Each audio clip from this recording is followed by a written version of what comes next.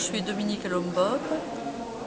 Je suis administrateur de l'Union nationale des associations familiales en charge du dossier développement durable. Alors, en quoi les sciences humaines vous intéressent, les sciences humaines et sociales?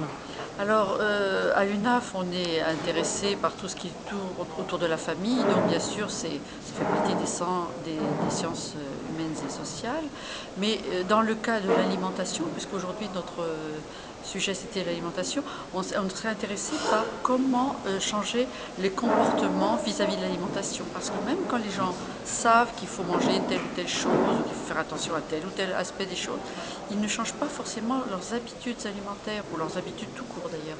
Donc c'est cet aspect-là qui nous intéresse particulièrement, et nous nous sommes rendus compte qu'il y avait assez peu de recherche sur ce sujet. Ça nous interroge. C'est lié un peu à la publicité, aux campagnes de... Oui, alors là, évidemment, il y a un impact énorme, bien sûr, sur l'alimentation, sur les habitudes alimentaires de la publicité, ça c'est évident, parce qu'il y a vraiment un impact en argent, en temps, etc. Mais sur des aspects plus sanitaires, plus objectifs, ou plus rationnels, ce qui est bon de manger par jour, etc. Est-ce qu'on le fait? Comment faire en sorte que les gens, si par exemple il faudrait que je mange un peu moins de viande parce qu'on ne pourra pas nourrir le monde entier si on a tous la même consommation de viande que les Américains, eh bien oui, mais c'est quelque chose d'un symbole très fort, par exemple la viande. Est-ce que je vais réussir à modifier mon comportement sur la quantité de viande, par exemple? C'est un sujet assez complexe. Mais par rapport justement à ces publicités commerciales, est-ce que vous faites de la publicité associative? Alors Vous n'avez non, pas les moyens non, peut-être? on n'en a pas les moyens. Par contre, nous avons dans les médias, à la télévision de service public, nous avons un magazine qui s'appelle Consomag, et dans lequel les associations familiales, les associations de consommateurs interviennent sur tel ou tel sujet de société, de consommation. C'est assez varié. Moi, je suis intervenue particulièrement sur le gaspillage, la lutte contre le gaspillage alimentaire, la façon d'utiliser l'eau et de ne pas la gaspiller également, donc personnellement. Mais bon, il y a beaucoup d'autres sujets. Et vous avez eu le temps de lire des recherches en sciences humaines et sociales ou... Moi, personnellement, non. Mais mon organisation, oui, est très versée dans les sciences. C'est-à-dire comment ils utilisent ça? Eh bien, des chercheurs travaillent pour nous, hein, quelquefois, sur certains sujets.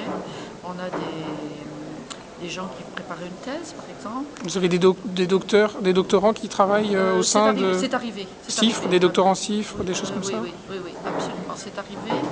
Et puis, où nous sollicitons des chercheurs sur tel ou tel aspect. Et nous faisons aussi des enquêtes, ce qui s'appelle l'Observatoire de la famille, des observatoires. Nous faisons des enquêtes auprès des familles adhérentes à nos associations. Et on essaie d'analyser l'opinion des familles. Sur un sujet qu'on détermine. On a un observatoire au moins déterminé par an, et avec un questionnaire qui est utilisé dans toute la France. Alors ça peut être sur les loisirs, les temps de loisirs des enfants, ça peut être sur l'alimentation, ça peut être sur des sujets qui touchent la famille, qui sont très variés. Parce que quelle est l'ampleur à peu près de votre association? Alors, notre association a à peu près 800 000 familles adhérentes, représente, l'union des associations rassemble des mouvements familiaux très variés qui sont, eux, en contact direct avec la famille. L'UNAF, par exemple, laquelle j'appartiens, n'est pas en contact direct avec les familles adhérentes, hein. Il y a des intermédiaires. Nous avons l'UNAF par département qui fédère toutes les associations familiales du département et qui est reconnue par les pouvoirs publics comme étant les interlocuteurs officiels des familles auprès des pouvoirs publics. La loi nous donne cette mission. Donc c'est plus qu'une association locale, bien qu'il y en ait, hein. Elles sont tout à fait locales et associations de 1901, mais la loi nous reconnaît la représentation officielle comme un syndicat représente par exemple des salariés ou des employeurs, mais nous, la loi nous reconnaît la représentation officielle des intérêts matériels et moraux des familles auprès des pouvoirs publics. C'est très fort, oui. Et en fait, vous êtes moins, disons, dans la pratique sur le terrain et plus dans peut-être un peu plus dans l'analyse, dans la recherche, dans la réflexion. À l'UNAF, au niveau national, oui. La politique. Oui, la politique familiale, tout ce qui touche la politique familiale, sur l'analyse, sur des propositions au pouvoir public, parce qu'on n'est pas là seulement pour Le lobby. défendre des intérêts, Oui. mais aussi on doit faire, c'est dans nos missions, faire des propositions auprès des pouvoirs publics d'action.